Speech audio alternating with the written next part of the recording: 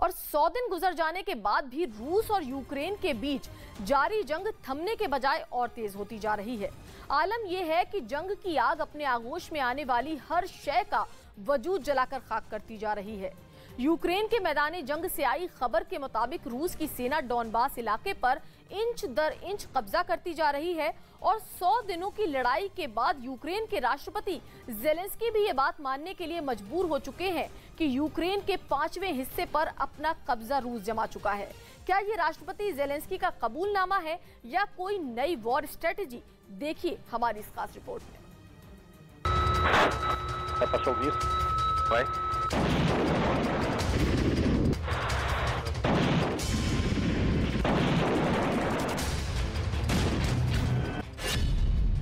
रूस यूक्रेन जंग के 100 दिन।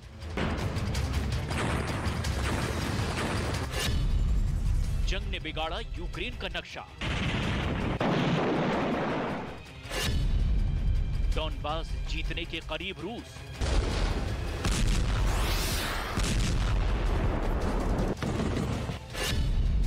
जंग हार रहे हैं ज़ेलेंस्की।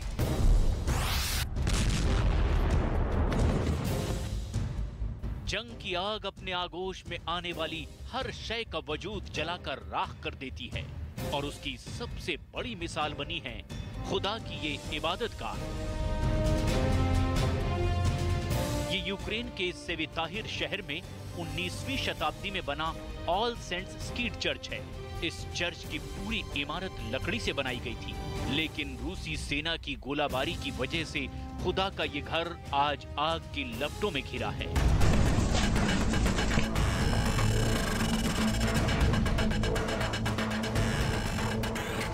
रूस की बमबारी से तबाह हुए घर और मलबे में दबी बेगुनाह लोगों की लाशें। यूक्रेन जंग को कवर कर रहे दुनिया भर के मीडिया के कैमरे जिस तरफ घूमते हैं, बस उसी तरफ बर्बादी और मातम के निशान नजर आते हैं। तबाही की ये तस्वीरें यूक्रेन के डॉनबास इलाके की हैं, जिस पर कब्जा करने के लिए रूस ने अपनी पूरी ताकत झोंकी हुई है। रूस की सेना डॉनबास के दोनेत्स्क और लुहांस्क पर कब्जा करने के बिल्कुल करीब है।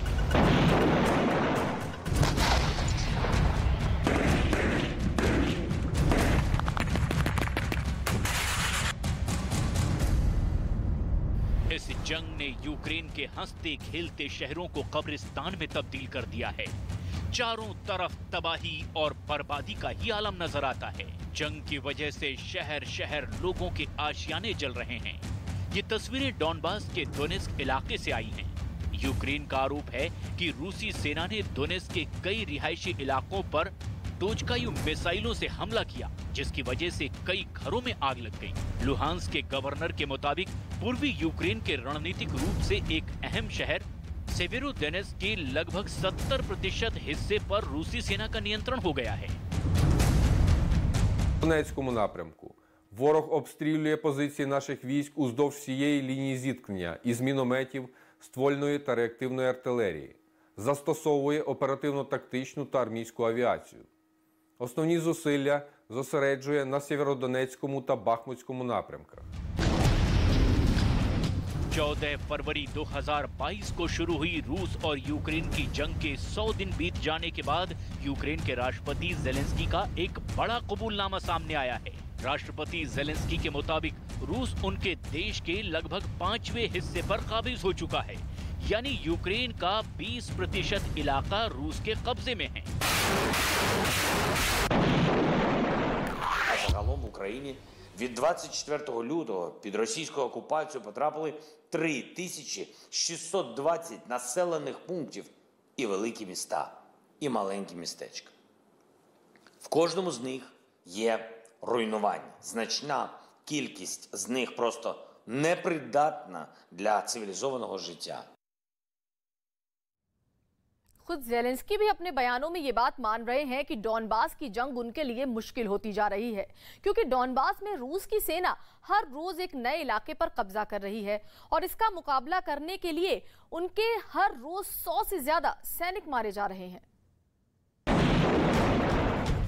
फिलहाल डॉनबास में रूस की सेना इतनी ताकत के साथ लड़ रही है कि यूक्रेन की फौज के लिए अब डॉनबास में उनका मुकाबला करना लगभग नामुमकिन लगने लगा है। राष्ट्रपति व्लादिमीर ज़ेलेंस्की के बयान के मुताबिक रूस यूक्रेन की जमीन का 20% इलाका जीत चुका है। इस 20% हिस्से में दक्षिणी यूक्रेन का क्राइमिया भी शामिल है। रूस ने क्राइमिया पर 2014 में ही कब्जा किया था। रूस ने यूक्रेन के 3620 इलाकों पर हमला किया।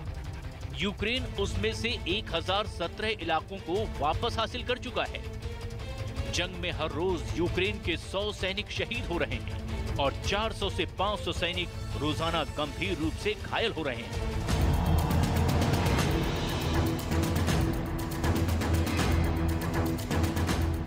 डॉनबास इलाके में रूस की सेना यूक्रेनी फौज के सैन्य ठिकानों को निशाना बनाकर उन पर भीषण हमले कर रही है और रूस का रक्षा मंत्रालय इन हमलों के वीडियो को पूरी दुनिया के सामने रिलीज कर रहा है। इसका एक मतलब ये भी निकलता है कि रूस पूरी दुनिया को ये जताना चाहता है कि वो जंग जीत रहा है।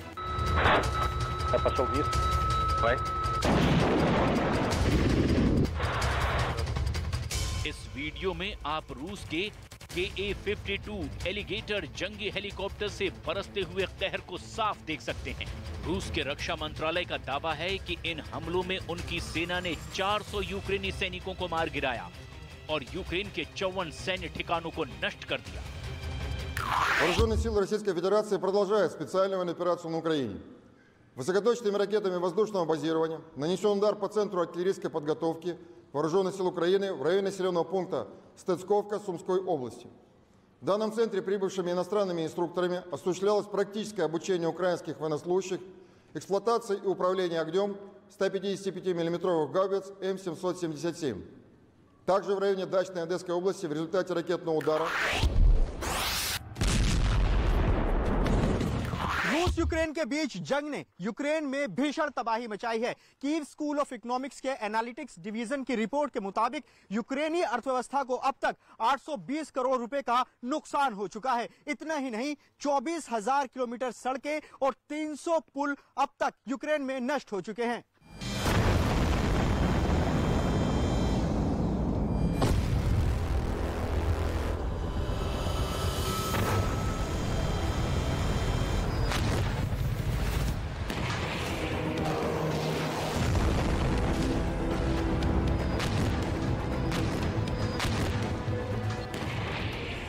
दौरान पहली बार रूस के रक्षा मंत्रालय ने अपने एक मोबाइल इलेक्ट्रॉनिक्स वॉरफेयर यूनिट का वीडियो भी रिलीज किया। रूस के रक्षा मंत्रालय का दावा है कि इस यूनिट के जरिए वो यूक्रेन की फौज की कम्युनिकेशन लाइंस और इंटरनेट को जैम कर सकता है और यूक्रेन के ड्रोन को मिलने वाले किसी भी कमांड को बाधित कर सकता है। यूक्रेन के राष्ट्रपति व्लादिमीर ज़ेलेंस्की जंग के लिए सिर्फ और सिर्फ रूस के राष्ट्रपति व्लादिमीर पुतिन को ही जिम्मेदार मानते हैं। उनका आरोप है कि आज दुनिया के कई मुल्क जिस खाद्यान्न संकट का सामना कर रहे हैं, उसकी वजह राष्ट्रपति पुतिन ही हैं।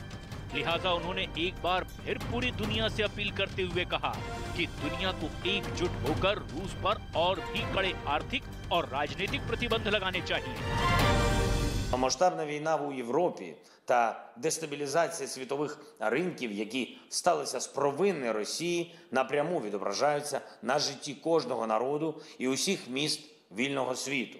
Тому закликайте тиснути на Росію ще більше. Не допомагайте їй. यूक्रेन के राष्ट्रपति व्लादिमीर ज़ेलेंस्की के मुताबिक जंग की वजह से यूक्रेन की अर्थव्यवस्था चरमरा गई है। इतना ही नहीं, रूस यूक्रेन के औद्योगिक के साथ साथ उसके अनाज पर भी कब्जा कर चुका है। इसके अलावा जंग की वजह से यूक्रेन की 68 लाख आबादी को पलायन के लिए मजबूर होना पड़ा है। एक आंकड़े के मुताबिक यूक्रेन की 15% आबादी देश छोड़कर जा चुकी है। और पुतिन ये जंग भले ही यूक्रेन के खिलाफ लड़ रहे हैं, लेकिन एक सच ये भी है कि इस जंग की आड़ में पुतिन के निशाने पर अमेरिका है। यानी कि रूस और अमेरिका की तनातनी में यूक्रेन बलि का बकरा बन गया और अब तो उसके खिलाफ पुतिन ने समंदर में भी बारूद बिछा दिया है। यूक्रेन के राष्ट्रपति के आरोप पर रूस के राष्ट्रपति व्लादिमीर पुतिन का कहना है कि जंग के लिए रूस नहीं बल्कि यूरोपियन संघ और अमेरिका जिम्मेदार है। राष्ट्रपति पुतिन के मुताबिक अमेरिका ने रूस और यूक्रेन विवाद में दखलंदाजी करके हालात को और भी ज्यादा बिगाड़ दिया। यहाँ तक कि दुनिया के सामने खाद्यान्न और ऊर्जा संकट की असल वजह भी अमेरिका ही है। Второе, существует другая возможность. Да, порты Азовского моря, Бердянск, Мариуполь находятся под нашим контролем. Мы готовы обеспечить беспроблемный вывоз, в том числе украинского зерна через эти порты. यूक्रेन का आरोप है कि रूस ने उसके बंदरगाह भी ब्लॉक कर दिए हैं और उसके समुद्री इलाकों में माइंस बिछा दी है। इस वजह से यूक्रेन समंदर के रास्ते अनाज निर्यात नहीं कर पा रहा है। करीब 22 मिलियन टन अनाज यूक्रेन के बंदरगाहों पर अटका हुआ है और वो अफ्रीका और एशिया के कई देशों तक नहीं पहुंच सका। यूक्रेन का आरोप है कि रूस यूक्रेन के अपने कब्जे वाले इलाकों से अनाज चोरी करके उसे गैर कानूनी तरीके से बेचने की भी कोशिश कर रहा है। यूक्रेन के आरोप पर राष्ट्रपति पुतिन का कहना है कि यूक्रेन ने खुद अपने बंदरगाहों के समुद्री इलाकों में माइंस बिछाई है। अगर वो उन माइंस को साफ कर दें तो रूसी सेना अनाज से भरे जहाजों की आवाजाही को नहीं रोकेगी। Как не связано ни с какой военной операцией России на Донбассе. Не имеет к этому вообще никакого отношения. Но следующий шаг, когда началась наша операция, европейские, американские партнеры так называемые. रूस और यूक्रेन की जंग पर नजर रख रहे रक्षा विशेषज्ञों का मानना है कि यूक्रेन डॉनबास की जंग हार सकता है। ये बात यूक्रेन के राष्ट्रपति जेलेंस्की के बयान से भी साबित हो रही है कि जंग में रूस के जबरदस्त नुकसान के बावजूद रूस की सेना डॉनबास के कई इलाकों में एक के बाद एक कब्जा करती जा रही है। लुहांस्क के सेवेरोदोनेस्क शहर के 70% इलाके पर भी रूस की सेना का कब्जा हो चुका है। सेवेरोदोनेस्क शहर पर रूसी कब्जे का मतलब है कि पूरे लुहांस्क पर रूस का कब्जा हो जाना।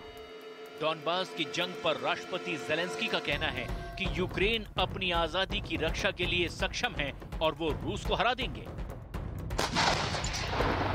Тому закликайте тиснути на Росію ще більше. Не допомагайте їй виправдовувати себе. Не зберігайте зв'язки з нею. І прошу, будь ласка, не дозволяйте тим, хто став вбивцями, називати вас своїми побратимами। राष्ट्रपति जेलेंस्की यूक्रेन की जीत की बात कह रहे हैं, लेकिन डॉनबास की हकीकत कुछ और ही कहानी बयां कर रही है। लेकिन इसमें भी कोई शक नहीं कि यूक्रेन जंग में रूस को भी बड़ा नुकसान उठाना पड़ा है। यूक्रेन के मैदाने जंग से यूक्रेनी फौजियों, खासकर ऐसी महिला सैनिकों के वीडियो भी सामने आए जो पूरी दुनिया के लिए हौसले और जज्बे की मिसाल बन चुके हैं।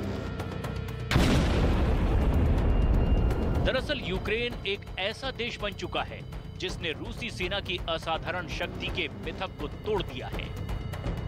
एक ऐसी सेना जिसके बारे में माना जाता था कि वो कुछ ही दिनों में किसी को भी हरा सकती है। बावजूद इसके यूक्रेन रूस के सामने जंग में 100 दिन से टिका हुआ है।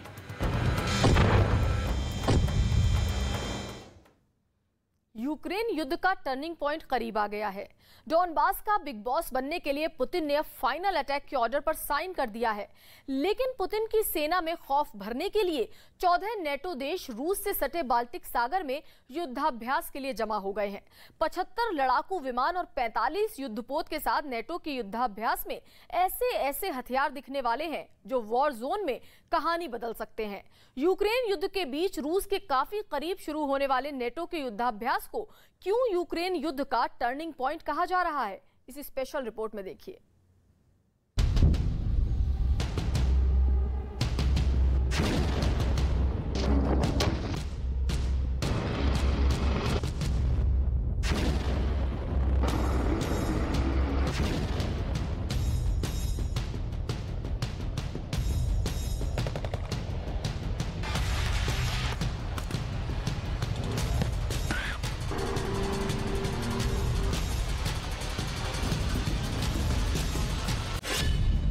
नेटो की जंग वाली तैयारी, video number 1।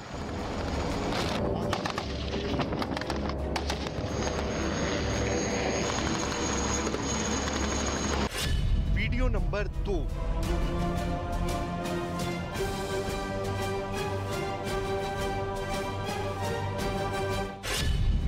Number 3।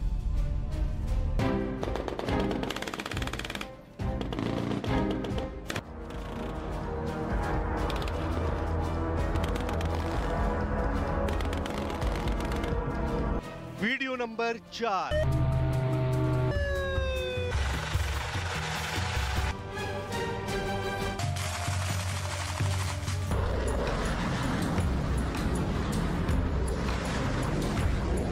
Video number 5।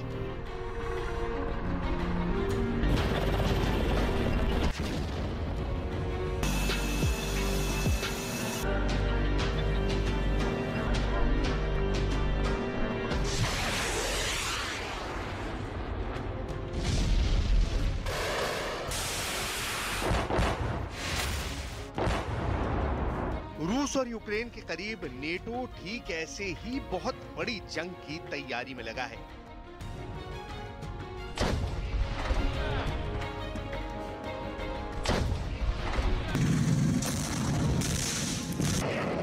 इस युद्ध अभ्यास में नेटो की नेवी शामिल हो रही है।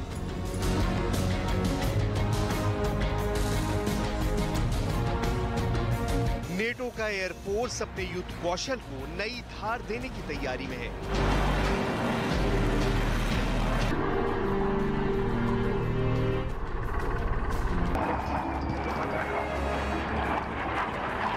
वहीं नेटो की जमीनी सेना भी शामिल होने जा रही है, जिसके हजारों सैनिक फिलहाल यूक्रेन के पड़ोस में बने तमाम नेटो के सैन्य कैंपों में मोर्चा संभाले हुए हैं।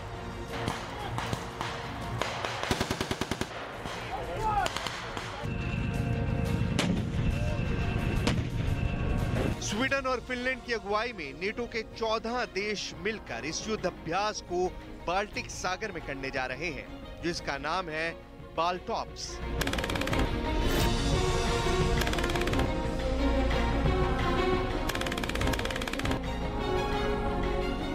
बाल्टिक सागर की यूक्रेन से दूरी 1346 किलोमीटर है। वहीं रूस की सीमा बाल्टिक सागर से मिलती है।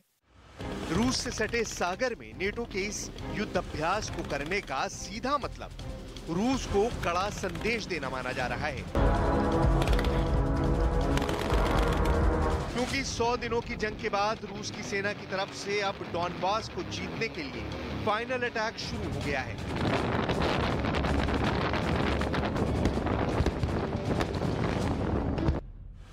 यूक्रेन की जंग में रूस ने एक बार फिर अपनी पूरी ताकत झोंक दी है, क्योंकि यूक्रेन युद्ध को जीतकर पुतिन का प्लान क्राइमिया को रूस की मुख्य भूमि से जोड़ना, यानी क्राइमिया और रूस को जमीनी रास्ते से लिंक कर देना। इसके लिए रूस को यूक्रेन के पूर्वी इलाके यानी डॉनबास पर कब्जा करना जरूरी है, और डॉनबास का बिग बॉस बनने के लिए पुतिन ने एक बार फिर अपनी सेना को भयंकर तबाही मचाने का फरमान सुना दिया है।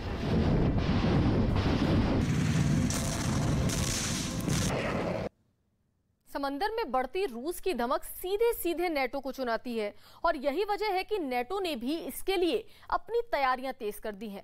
बाल्टिक सागर में नेटो का जो युद्धाभ्यास शुरू होने जा रहा है वो कहने को तो पूर्वी यूरोप की सुरक्षा के लिए है, लेकिन यूक्रेन युद्ध के बीच इस युद्धाभ्यास का सीधे सीधे मॉस्को के लिए चुनौती के रूप में देखा जा रहा है। पुतिन के ऑर्डर का असर यूक्रेन की धरती पर साफ साफ दिख रहा है।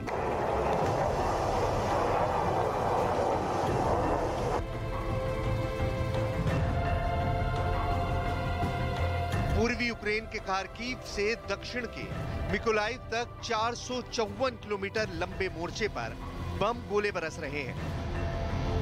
ऐसे में रूस की सेना को कड़ा संदेश देने के लिए नेटो ने अपने बाल्टॉप्स वॉर एक्सरसाइज को रूस से सटे बाल्टिक सागर में शुरू करने जा रहा है।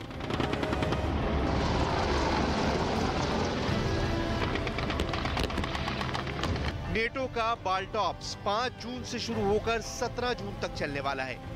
इस युद्ध अभ्यास में नेटो के 14 देशों के 7,000 से अधिक सेना शामिल होने जा रही है। इस वॉर एक्सरसाइज को 75 लड़ाकू विमान और 45 युद्धपोत के साथ नेटो की सेना अंजाम देने वाली है। इस युद्ध अभ्यास का सबसे अहम मकसद अपने नेवल पावर के साथ साथ एयरफोर्स के जंगी अनुभवों को बढ़ाना है।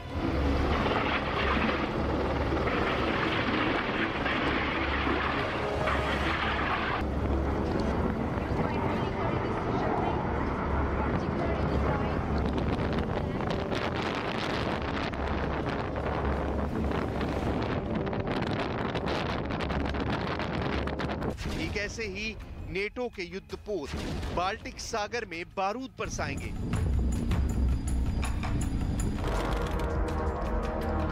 नेटो के फाइटर जेट ऐसे ही गर्जना कर दुश्मनों को डराएंगे।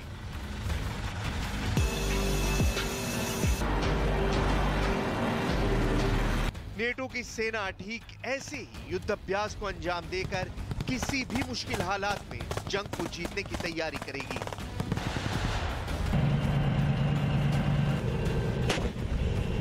नेटो के major general Harold von P ने एक बयान जारी कर कहा कि नेटो के सैनिकों की भागीदारी वाली जो सैन्य अभ्यास शुरू हो रहा है, ये उनके नियमित अभ्यास का हिस्सा है, जिसका मकसद पूर्वी यूरोप में सुरक्षा को बेहतर बनाना है। लेकिन यूक्रेन पर रूस के हमले के बीच इस युद्धाभ्यास को सीधे सीधे मॉस्को के लिए चुनौती के रूप में देखा जा रहा है।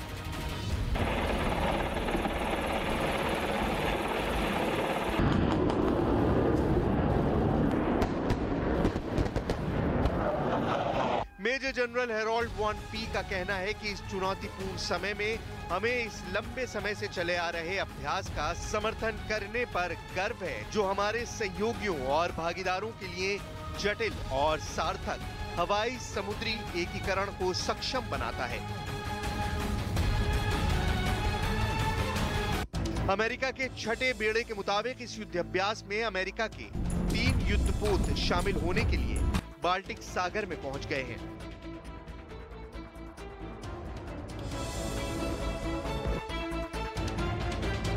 इनमें से पहला युद्धपोत बिग डैक एम्फीबियस युद्धपोत यूएसएस केयर्सर्स है, दूसरा युद्धपोत यूएसएस गन्स्टन हॉल है और तीसरा एंटी गाइडेड मिसाइल युद्धपोत यूएसएस ग्रेवली है।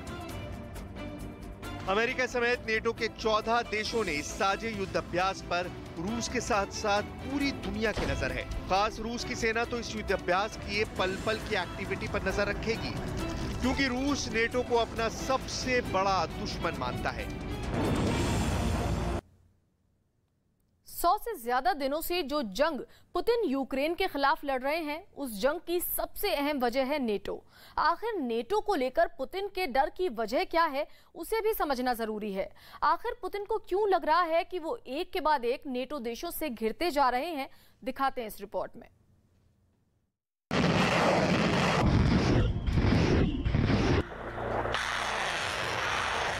यूक्रेन के खिलाफ जंग शुरू होने से पहले भी रूस ने अपनी पहली और सबसे बड़ी शर्त यही रखी थी कि यूक्रेन नेटो में शामिल ना हो। आखिर पुतिन को यूक्रेन के नेटो में शामिल होने से क्या परेशानी है, इसे समझने के लिए आपको सबसे पहले रूस और यूक्रेन के भूगोल को समझना होगा, फिर नेटो के इतिहास को। सबसे पहले इस मैप को देखिए।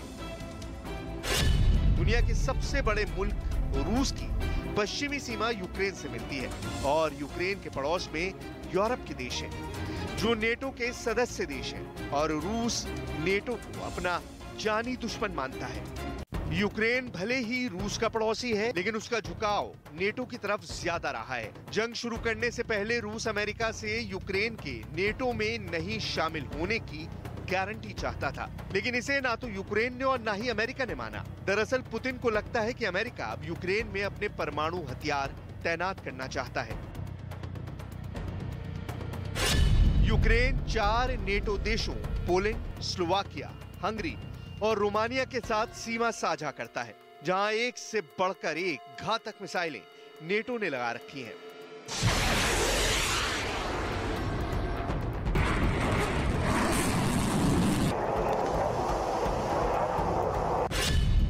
अमेरिका नेटो का सबसे बड़ा हिस्सेदार है। यूरोप में अमेरिका के 60,000 से भी अधिक सैनिक तैनात हैं। जर्मनी में सबसे ज्यादा 119 बेस पर 33,948 अमेरिकी सैनिक मौजूद हैं। इटली में 44 बेस पर 12,247 अमेरिकी सैनिक हैं। ब्रिटेन में 24 सैन्य बेस पर अमेरिका के 9,274 जवान हैं। स्पेन में अमेरिका के 4 बेस हैं, जिन पर 3,168 सैनिक हैं। वहीं उत्तर में नॉर्वे में 7 बेस पर 733 अमेरिकी जवान हैं और रूस के नजदीकी फिनलैंड में 19 अमेरिकी सैनिक तैनात हैं। इसके अलावा यूरोप में Poland, Romania, Hungary, Bulgaria, Serbia में अमेरिका ने अपनी मिलिट्री बेस बना रखे हैं।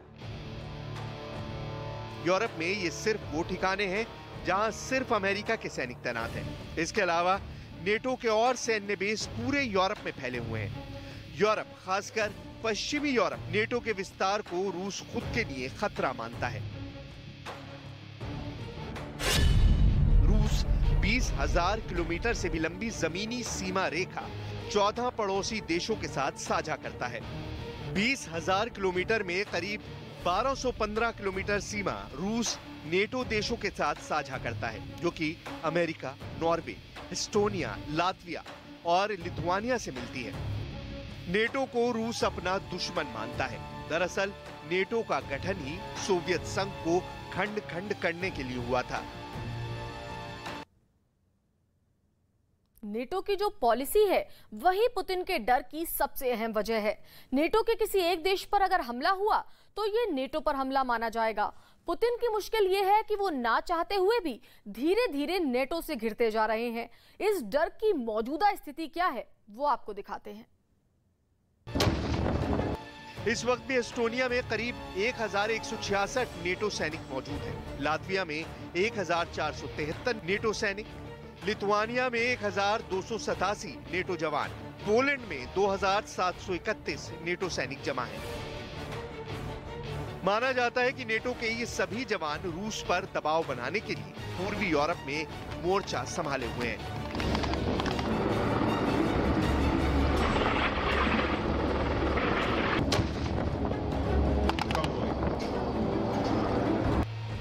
नॉर्थ अटलांटिक ट्रीटी ऑर्गेनाइजेशन यानी नेटो दूसरे विश्व युद्ध के बाद 1949 में बना था। जिस वक्त नेटो बना यानी 1949 में अमेरिका, ब्रिटेन, कनाडा, फ्रांस, पुर्तगाल समेत 12 देशों ने मिलकर नेटो का निर्माण किया था।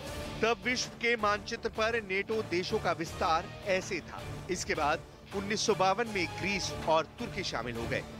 1955 में जर्मनी और 1982 में स्पेन भी नेटो से जुड़ गया। आगे चलकर 1999 में चेक रिपब्लिक, हंगरी और पोलैंड के जुड़ने से नेटो और मजबूत बन गया। 5 साल बाद 2004 में 7 और देश Bulgaria, Estonia, Latvia, Lithuania, Romania, Slovakia और स्लोवेनिया जुड़ गए।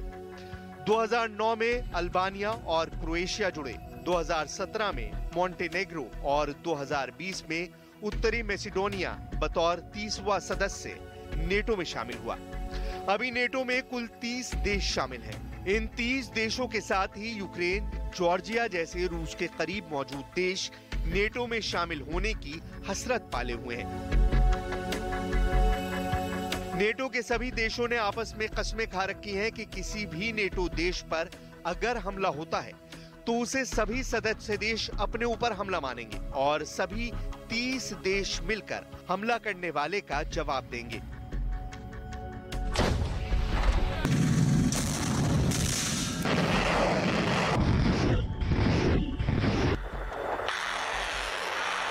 ऐसे में नेटो रूस के लिए सबसे बड़ा खतरा है, जो समय समय पर युद्ध अभ्यास को अंजाम देकर अपने सैनिकों के युद्ध कौशल को मांझता रहता है। ठीक ऐसे ही जैसे इस बार बाल्टिक सागर में नेटो की सेना जमा हुई है।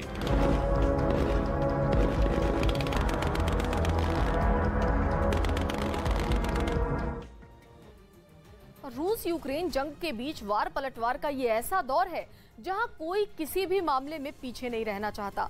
यूक्रेन में भयंकर जंग के बीच रूस ने एक बार फिर बड़ा दावा किया है कि अमेरिका रूस को जैविक हथियारों के चक्रव्यूह में फंसाना चाहता है। जंग शुरू होने के पहले महीने में ही रूस अमेरिका पर ऐसे आरोप लगा चुका है। रूस ने दावा किया था कि अमेरिका यूक्रेन में जैविक हथियार बनाने के लिए फंड भेज रहा है, जिसके बाद अमेरिका ने इन आरोपों को खारिज कर दिया था। लेकिन 3 महीने बाद रूस ने फिर वही बात कही है।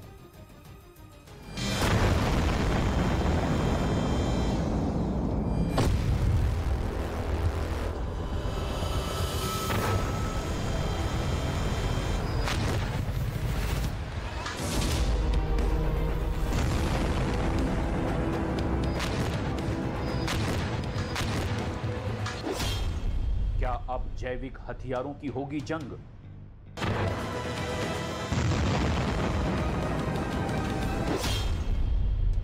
रूस का अमेरिका पर आरोप।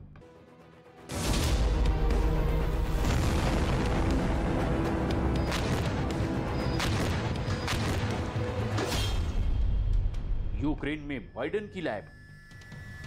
यूक्रेन की धरती पर पिछले 100 दिनों से जंग लड़ रहे रूस ने एक बार फिर दावा किया है कि अमेरिका रूस को बंदूक और बम जैसे हथियारों से नहीं, बल्कि बैक्टीरिया और वायरस जैसे जैविक हथियारों के शिकंजे में फंसाने की तैयारी कर रहा है। इस बार तो उसका डर 2 गुना हो चुका है, क्योंकि पुतिन जानते हैं कि हथियारों से लड़े तो वो जीत जाएंगे, लेकिन जैविक हथियारों से जीतना करीब करीब नामुमकिन है। जंग शुरू होने के पहले महीने में ही रूस अमेरिका पर ऐसे आरोप लगा चुका है।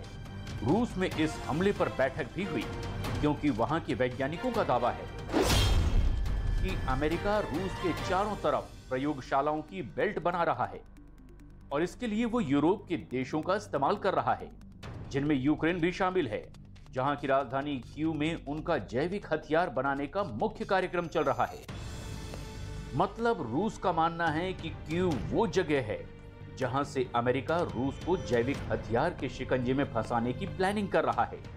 वैसे अमेरिका और यूक्रेन के बीच जैविक हथियारों को फैलने से रोकने के लिए समझौता हुआ था और दोनों देशों ने 2005 में कसम खाई थी कि वो ना तो जैविक हथियार बनाएंगे और ना ही बनाने वालों को बख्शेंगे। लेकिन रूस को लग रहा है कि अमेरिका और यूक्रेन हाथी की तरह हैं, जिनके दिखाने के दांत दूसरे और खाने के दांत दूसरे हैं, यानी कि दोनों कहते कुछ और हैं और करते कुछ और हैं।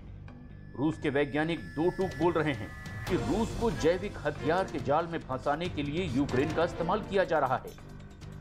Они не просто занимались подготовкой, но и Украина использовала такого рода.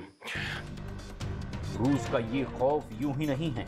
वो समझ रहा है कि इस बार उनके देश में जैविक हथियार चले या यूं कहें कि खतरनाक बैक्टीरिया और वायरस फैले तो उसे बड़ी से बड़ी ताकत भी नहीं बचा पाएगी, क्योंकि ये कम समय में बड़े इलाके में तबाही मचाएंगे और लोग बम या मिसाइल से नहीं बल्कि बीमारी से मारे जाएंगे। आखिर पुतिन के दावे के पीछे का आधार क्या है? आखिर क्यों पुतिन अमेरिका पर लगाए खतरनाक हथियारों वाले आरोपों पर अब भी टिके हुए हैं?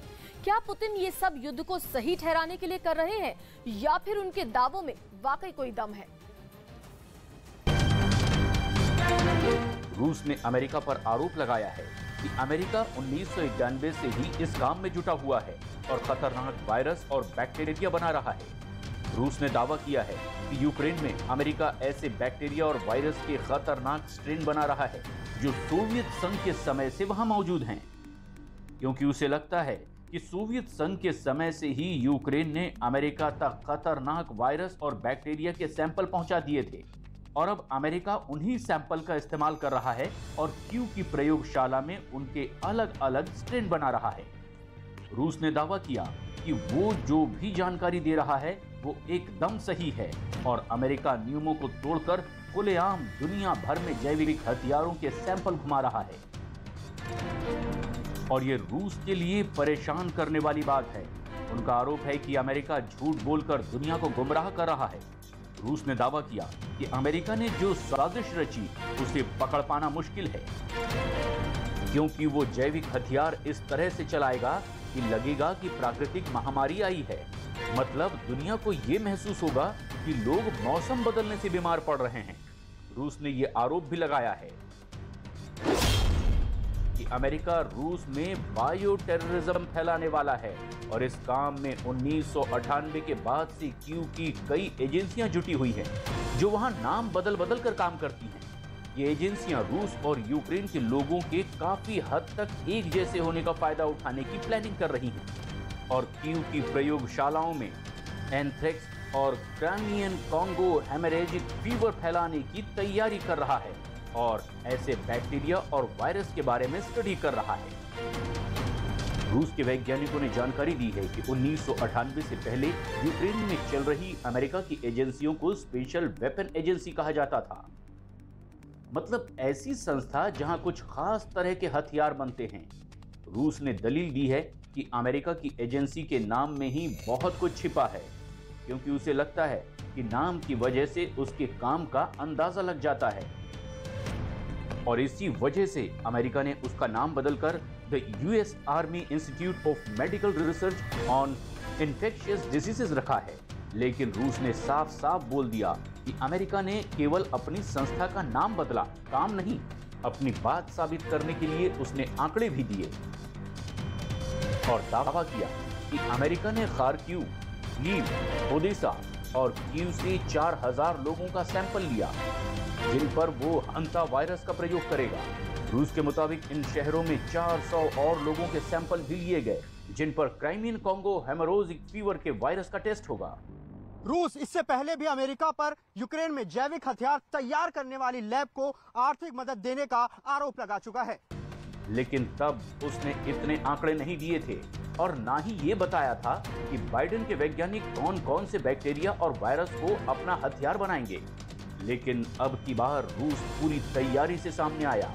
इस बार उसका डर भी बड़ा है, क्योंकि यूक्रेन समेत यूरोप के ज्यादातर देशों के साथ उनका 36 का आंकड़ा है और अमेरिका उनकी इसी कमजोरी का फायदा उठा सकता है। वो यूक्रेन और रूस की सीमा से लगने वाले उनके दुश्मन देशों में जैविक हथियार बनाकर रूस को थोड़े समय में ही चित कर सकता है। लेकिन ये काम इतना आसान नहीं है, क्योंकि कोरोना वायरस फैलने के बाद अमेरिका पहला देश था जिसने चीन पर उंगली उठाई थी, क्योंकि चीन पर आरोप लगा था कि उसने अपनी वुहान लैब से ऐसा वायरस बनाया जिसने दुनिया भर में मौत का तांडव किया।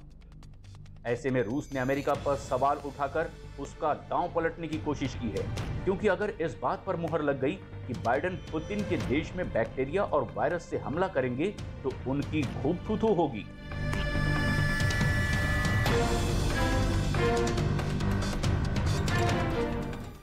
यूक्रेन में चल रही हथियारों की जंग में भले ही रूस यूक्रेन पर भारी पड़ता दिखाई दे रहा है, लेकिन जंग के बीच प्रोपेगेंडा मशीनरी एक ऐसा मोर्चा है जहां यूक्रेन ने लगातार बाजी मार रखी है। आइए आपको दिखाते हैं कि कैसे यूक्रेन ने प्रोपेगेंडा वॉर में अपने बेहद ताकतवर पड़ोसी रूस को पछाड़ रखा है।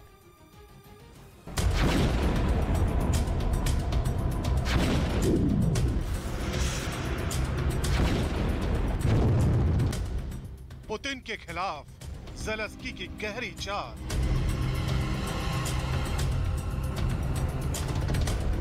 दुनिया के सामने रूस के गुनाहों का प्रचार।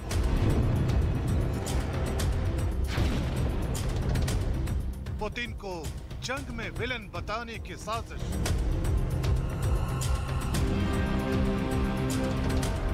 युद्ध के बीच यूक्रेन का माइंड गेम।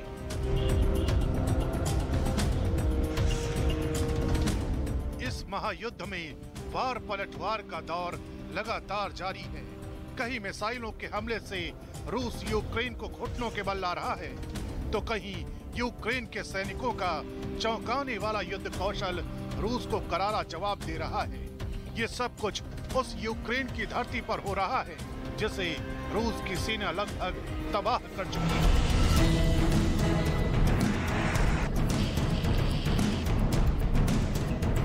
लेकिन तबाही और बर्बादी की इस घड़ी में जंग का एक ऐसा मोर्चा है जहां रूस लगातार यूक्रेन से शिकस्त खा रहा है। सच यही है, यूक्रेन ने अपनी प्रोपेगेंडा मशीनरी को इतना ताकतवर बना लिया है कि दुनिया के बड़े बड़े देश यूक्रेन के पाले में खड़े दिखाई दे रहे हैं। सबसे पहले आपको समझाते हैं कि आखिर प्रोपेगेंडा वॉर होता क्या है। दुनिया में प्रोपेगेंडा वॉर के जरिए ऐसा माहौल बनाया जाता है जिसमें एक पक्ष को हीरो और दूसरे को विलेन दिखाया जाता है। इसका इस्तेमाल दुश्मन देश के खिलाफ प्रोपेगेंडा चलाकर दबाव बनाने के लिए किया जाता है। इस दौरान सूचनाओं को गलत तरीके से प्रचारित किया जाता है। जंग के मैदान में रूस को कड़ी टक्कर देने वाला यूक्रेन प्रोपेगेंडा मशीनरी के मामले में रूस से कहीं आगे दिखाई दे रहा है और इसका असर ये हो रहा है कि अमेरिका, ब्रिटेन, फ्रांस समेत दुनिया के बड़े बड़े देश यूक्रेन का समर्थन कर रहे हैं। यूक्रेन के प्रोपेगेंडा के जरिए ही बड़े बड़े देशों में लोग ज़ेलेंस्की को हीरो की तरह मान रहे हैं, जबकि यूक्रेन के इसी प्रोपेगेंडा ने रूस की छवि को दुनिया के सामने खराब किया है। यूक्रेन ने जंग से जुड़ी एक एक जानकारी को एक ऐसे हथियार के तौर पर इस्तेमाल किया है जिसने उसे रूस से अपने दम पर लोहा लेने वाला हीरो बना दिया है। इसी वजह से जिस यूक्रेन को लोग महज छोटा सा प्यादा समझ रहे थे, उसके लिए आज बड़े बड़े देश रूस से दुश्मनी लेने को तैयार बैठे हैं। असल में यूक्रेन जंग की जानकारी इस तरह पश्चिमी देशों के सामने पहुंचा रहा है जिससे वो अपने समर्थन में माहौल बना सके। इसके लिए जंग से जूझ रहे अपने देश को जीत दिलाने के लिए ज़ेलेंस्की ने सोशल मीडिया और टीवी का बखूबी इस्तेमाल किया है। इतना ही नहीं, दावा किया जा रहा है कि यूक्रेन ने रूस के खिलाफ अपनी प्रोपेगेंडा स्ट्रेटेजी के तहत 5 मंत्रों पर काम किया है।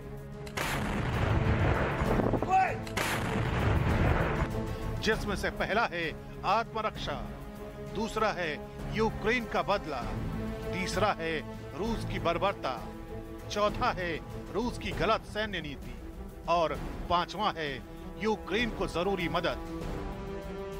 यही वजह है कि ज़ेलेंस्की अब तक यूक्रेन को हीरो और पुतिन को विलन दिखाने में कामयाब रहे हैं।